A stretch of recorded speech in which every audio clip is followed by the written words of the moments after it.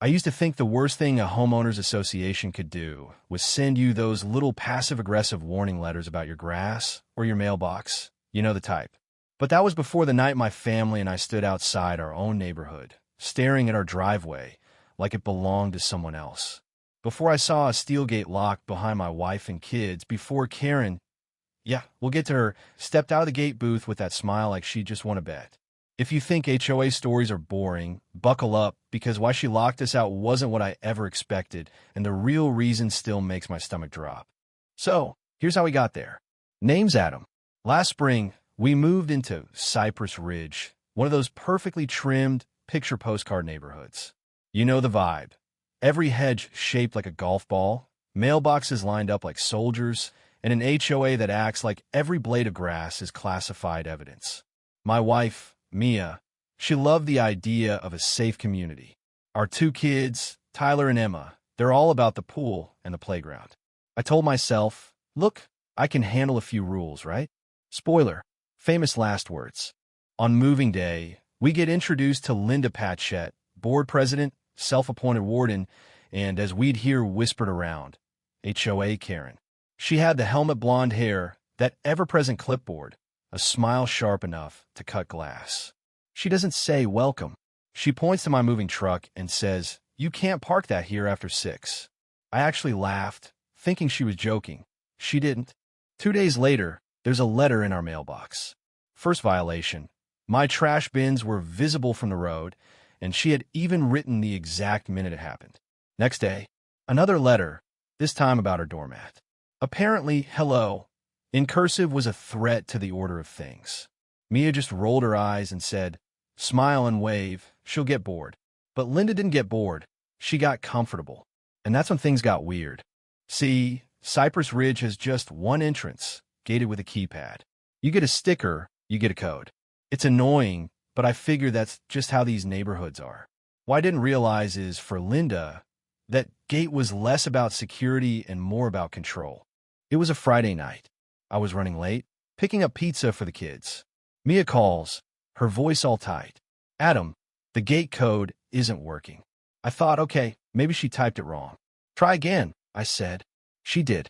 Access denied. The kids are hungry and tired in the back seat. Tyler's yelling he has to pee. Emma's getting cold and starting to cry. I tell her, use the call box. No answer.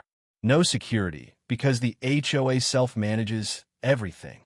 Our neighbor, Mr. Hugh, comes down to help. Tries his code, denied. He frowns and motions toward the booth. That's when they see her, Linda, standing inside like she's been waiting for this moment. She steps out, flashlight in hand, shines it right into Mia's windshield. The kids flinch. Mia cracks the window and says, "Linda, our code isn't working." Linda's got that frozen grin. "Oh, I know."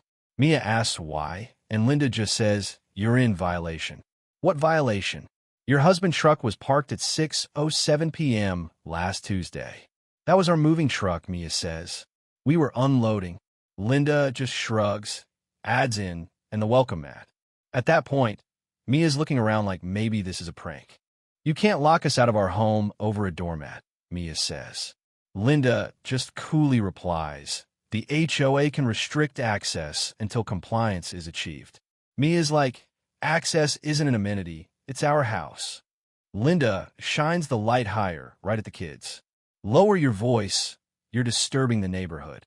Mia puts me on speaker. I say, "Linda, this is Adam. Open the gate." Linda goes all syrupy. "Oh, Adam, I'm recording this call." I ask why, and she hits me with, "You have a history of aggression." Mia blurts out, "That's not true." Linda says, "Pay the fine, correct the violations, and I'll restore access." "How much?" $250, due immediately. I accept Zelle. Tyler's crying, he needs the bathroom. Emma's crying. Linda sighs and says, "You should have thought about your children before breaking HOA rules." That sentence did something to me. I tore over there, heart pounding, hands numb on the wheel. Mia's car's there, hazards on. The kids are pressed to the glass, their faces streaked with tears. Linda's standing in front of the keypad like a guard dog. I get out, palms up, and say, "Linda, this is insane. Open the gate." She just raises her phone. "Back up. You're approaching aggressively. I'm approaching my family, I said, voice shaking. You're trapping them out here. She leans in, whispers, if you touch that gate, I'll have you arrested. Then she presses a button to lock it again, red light blinking like a dare. That's when it hit me. This was never about a doormat. Neighbors started peeking out. Mr. Hughes next to me, whispering, this doesn't feel legal. I dial non-emergency. Linda lights up. Good, call them. I've documented everything. While we wait, she starts narrating into her phone. Resident Adam Miller is exhibiting hostile behavior, like it's some cop drama. I explain the situation to the dispatcher. HOA gate. Kids locked out. President refusing entry. The dispatcher pauses. Children are being prevented from entering their residence. Yes, right now. Linda's walking up to Mia's car, says, ma'am, you're trespassing on private HOA property. Mia almost laughs. We own a house here. Ownership does not supersede compliance. You may leave. Where? Mia yells. With 2 kids. That's not my concern, Linda says. Tyler's in full meltdown. Emma's curled up, sucking her thumb.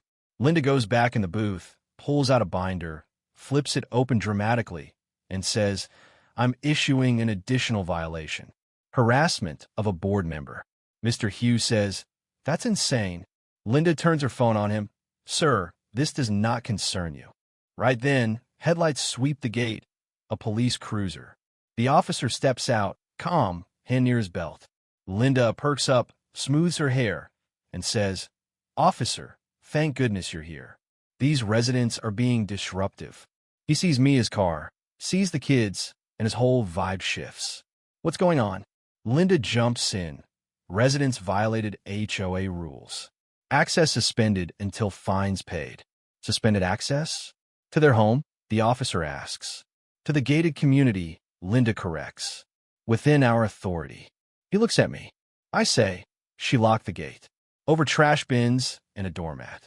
The officer asks Linda if she disabled our code.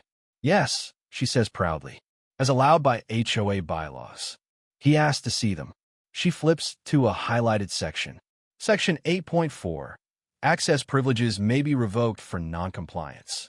The officer reads, then looks up. This says access to amenities, pool, gym, clubhouse.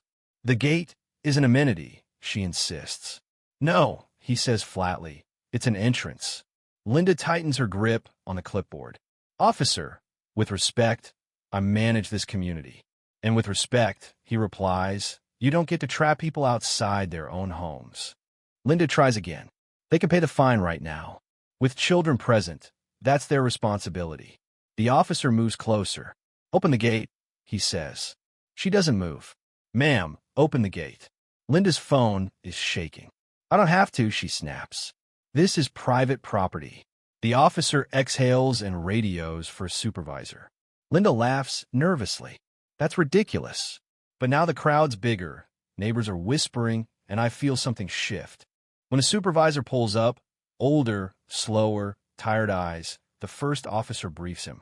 The supervisor asks Linda one question. Why didn't you just issue a fine? Linda stalls, then says, because fines don't work on some people. So you decided to teach them a lesson? He asks. This community needs discipline. Linda says, chin high. The supervisor looks at me. How long were they locked out? Almost 40 minutes at night, with no alternative access. He nods, then turns to Linda. Do you understand what false imprisonment is? Her face goes pale. That's absurd, she says, voice breaking. I never touched them. You don't have to, he replies. Preventing someone from entering a place they have a legal right to be. Intentionally, that counts. Linda's hands shake. She tries one last gambit. Check the cameras. You'll see him acting aggressively. The officer says the booth camera recorded audio. Linda looks up, startled. Audio. He plays back the recording. Linda's voice. You should have thought about your children before breaking HOA rules. A ripple goes through the crowd. Mia covers her mouth. The supervisor says quietly, that statement alone is a problem. Linda backs up a step. You're twisting this. No, you did this for leverage. If you don't keep control, everything falls apart.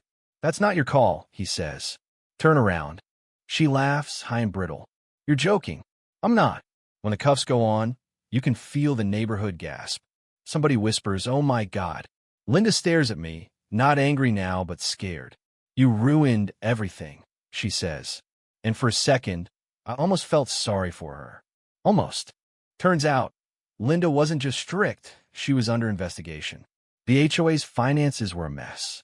Missing funds, unauthorized fines, all off the books, paid instantly via Zelle. She'd been using violations to scare people into paying. No paper trail. We were just the first family to say no. Instead of breaking us, she handed the police the proof. Linda was charged with false imprisonment, booted from the HOA, gate code reset, binder, and clipboard disappeared. Now, when I drive through Cypress Ridge, the gate just opens. No red lights, no drama, no one in the booth. Just a reminder that power only works if no one challenges it.